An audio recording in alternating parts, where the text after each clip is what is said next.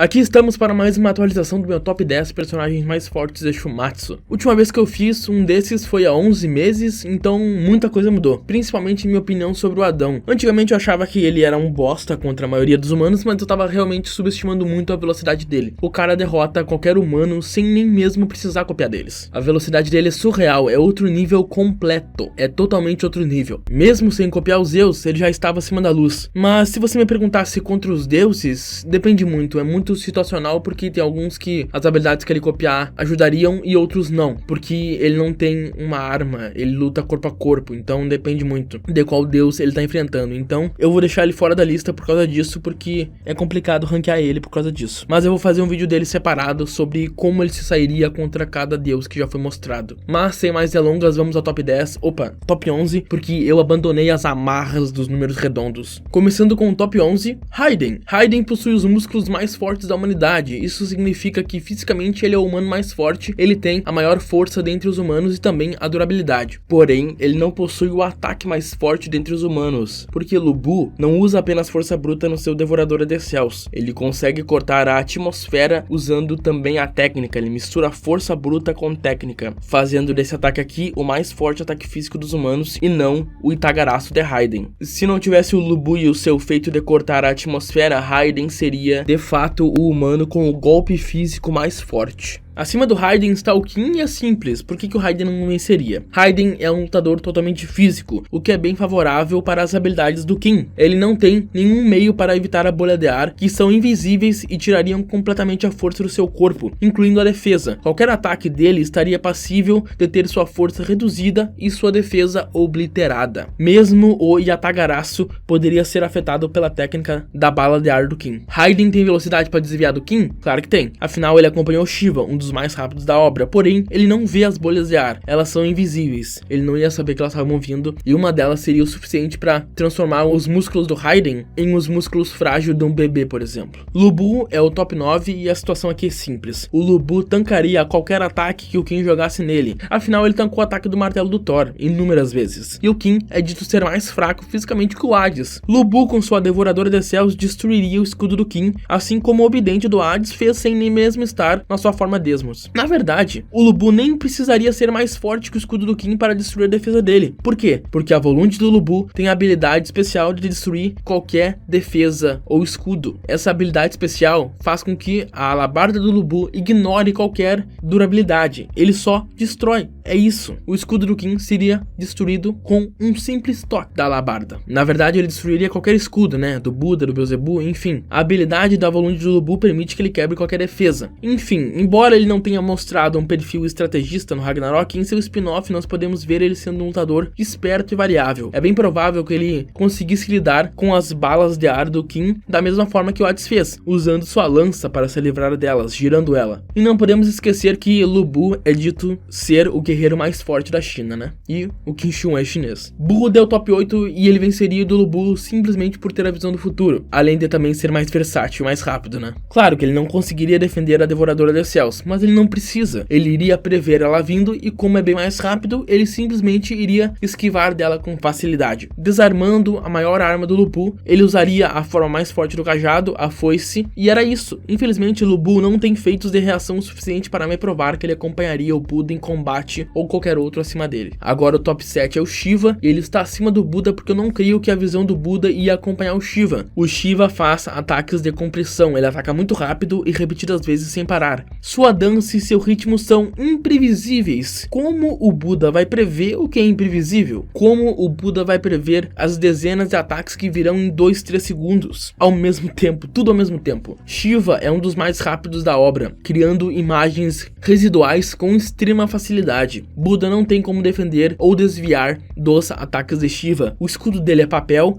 tanca porcaria nenhuma, e nós não vimos a visão dele ser estendida a ponto de desviar de ataques de velocidade do nível do Shiva. O Buda perde por falta de efeitos. E pode parecer forçado que eu vou dizer aqui agora de novo, mas como é que a previsão do Buda vai prever algo que é imprevisível? A dança do Shiva, né? Poseidon é o top 6 e eu vou ser curto. Velocidade. Poseidon é ridículo em velocidade, conseguindo criar um domo de imagens residuais, atacando sem parar. Uma metralhadora de ataques. O Shiva é muito rápido mesmo, mas não tão rápido quanto Poseidon. E pra piorar, o Shiva vai no soco, ele tem que chegar perto. Lutadores corpo a corpo, sem armas, né, tem uma desvantagem imensa contra lanceiros devido ao alcance dos ataques. O Poseidon não precisa se aproximar tanto do Shiva para atacar. E o Poseidon não é qualquer lanceiro, ele é o lanceiro mais habilidoso dos céus. Sasaki é o top 5 e, né, ele venceu o Poseidon no anime, no mangá, né, gente? Tem argumento melhor que esse, mas enfim. Antigamente eu pregava que o Poseidon não lutou a sério, mas isso foi desmentido dentro da própria obra, tá ligado? É só ler. E é bem simples, olha só. Sasaki no início da luta era mais fraco que Poseidon, mas no final ele já era mais forte. Adaptabilidade, evolução constante e análise da criação. Esses são os principais atributos que garantem a vitória do Sasaki, que garantiram a vitória do Sasaki sobre o Poseidon. O Zeus mesmo disse, Sasaki foi mais forte que Poseidon. É simples, apenas isso. Dizer que ele não lutou a sério é apenas achismo, não tem nada, nenhuma fala que comprove que ele não lutou a sério. Na verdade, essa aqui do Zeus prova exatamente o contrário. Sasaki foi simplesmente mais forte que Poseidon. Poseidon lutou a sério.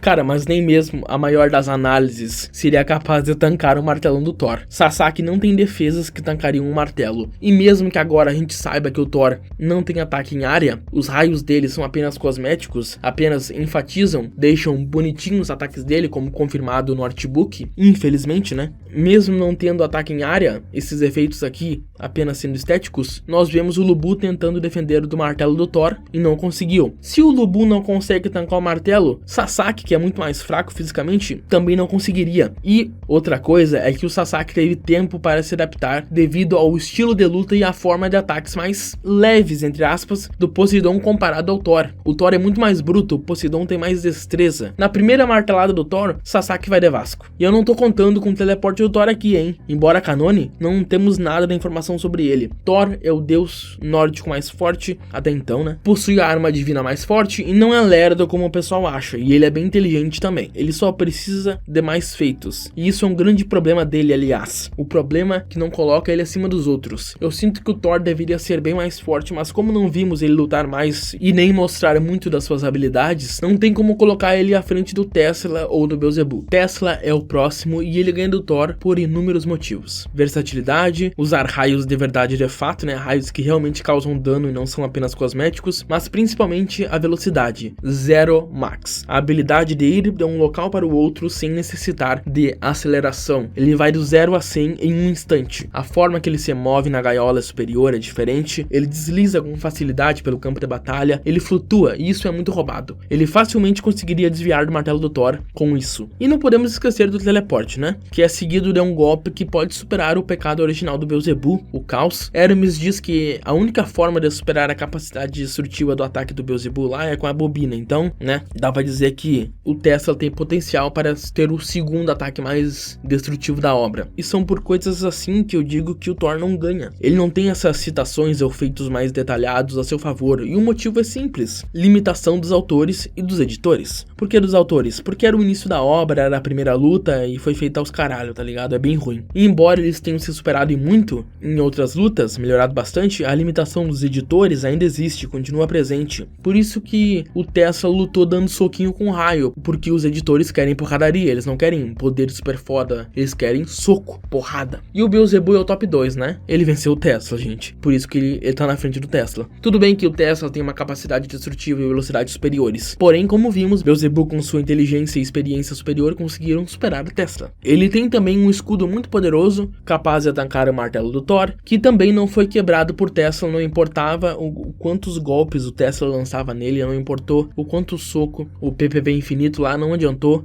não quebrou, sem falar no pecado original, né, o caos, que até então é o segundo golpe mais forte da obra. Mas aí você me pergunta, mas o Tesla não tem uma capacidade destrutiva maior? É, ele tem, mas nós não vimos isso. O Hermes diz que a bobina tinha potencial para superar a tal capacidade destrutiva. Qual é a tal capacidade destrutiva? O pecado original. Mas não foi mostrado, porque, né, os autores foram forçados a escrever um final pra bobina totalmente bosta, que é um soco teleportado. Porque os editores queriam que o final da luta fosse uma trocação franca e é isso aí, Shumatsu, né, cara? Shumatsu e seus problemas. Teoricamente, a bobina poderia superar o pecado original, mas não foi mostrado ter feito isso. O Zeus é o top 1, né, gente? Ele parou o tempo, tem a velocidade praticamente, se não infinita, tem o golpe dito como o mais poderoso de todos, e é dito ser imparável caso ele quisesse destruir o paraíso. Tipo, ninguém tanca ele. Isso tudo sem a sua arma divina, que ele tem. Adão deu trabalho para ele porque ele tá justamente refletindo todos os golpes do próprio Zeus. Se fosse qualquer outro contra o Zeus, ia ser derrotado em segundos. Menos até. O Adão, se eu fosse classificar ele no ranking, ele ficaria em segundo lugar, mas como eu já expliquei, ele ganha de alguns deuses, mas perde para outros. O posicionamento dele na lista ficaria bem inconsistente se eu deixasse ele em segundo lugar. Mas, né, Shumatsu é inconsistente por si só, né, enfim. Sendo bem sincero, gente, eu preciso dizer que não importa qual seja o seu top 10, não irá agradar todo mundo. Shumatsu não tem um sistema de poder convencional, é difícil ranquear os personagens. Muitos personagens possuem feitos vazios que a gente vê que o autor queria dizer, olha como ele é forte, ele fez isso. Mas no fim, quando a gente olha mais a fundo, não quer dizer nada. O Hades é um exemplo disso. Eu sinto que ele deveria estar no top 10, mas eu não consigo colocar ele, não mais. Eles mostraram ele matando titãs sozinho, ele fez o Tifão agir como um gatinho indefeso, mas eles não falam o quão fortes são os titãs e o Tifão, tá ligado? Eles não dizem o principal, como é que eu vou ranquear um cara se eu não sei o quão forte é o inimigo dele? Não dá pra levar em consideração a mitologia real, porque em Shumatsu é tudo diferente. Então, os feitos do Hades são tudo vazio. Outro feito vazio é a arma divina do Buda, ser a arma divina definitiva, ou seja, a suprema, teoricamente a mais forte. Não é dito que é mais forte, é dito como a definitiva, mas enfim, definitiva,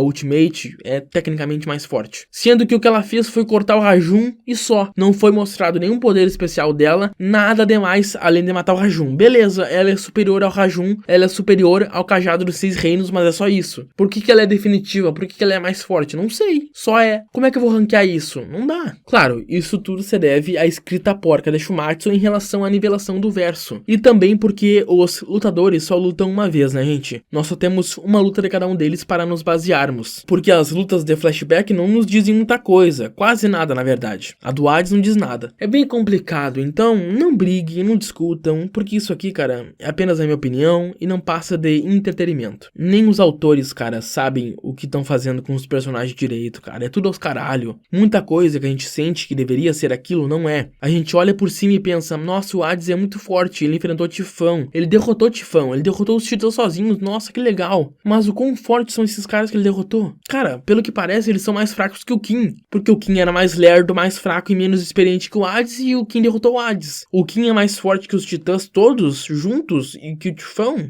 É estranho. Fica faltando coisa, tá ligado? Porque não é consistente. Vocês estão entendendo como isso é uma bagunça? Não existe uma opinião correta sobre quem é mais forte em Shumatsu, não dá. A partir do Zeus e do Adão é tudo uma bagunça. Então, não vale a pena brigar a respeito de Shumatsu sobre nivelação de poder. Querem brigar sobre um mangá? Briga sobre Jujutsu, One Piece, Hunter x Hunter, Bleach, que possuem níveis de poder bem mais bem feitos e balanceados. Até Dragon Ball já se perdeu há muito tempo. Quando introduziram Deus da Destruição, já se perdeu aquela porra, não faz mais sentido direito. Mas eu vou tentar. A partir desse vídeo, eu vou começar a fazer vídeos de nivelação de poder de One Piece, de Demon Slayer, de Dragon Ball e por aí vai, de Jujutsu, enfim. Era isso, meu povo, até o próximo vídeo. Vamos falar de animes mais consistentes daqui pra frente, em relação a nível de poder. Beijo, gente.